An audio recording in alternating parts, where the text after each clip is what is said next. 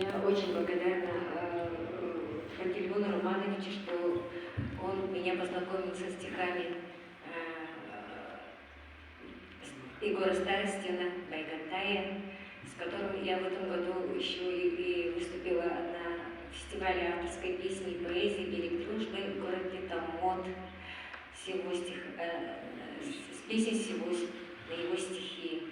Ну, я выбрала сегодня для этого вечера про зимний вечер к нынче песню. Вашему вниманию.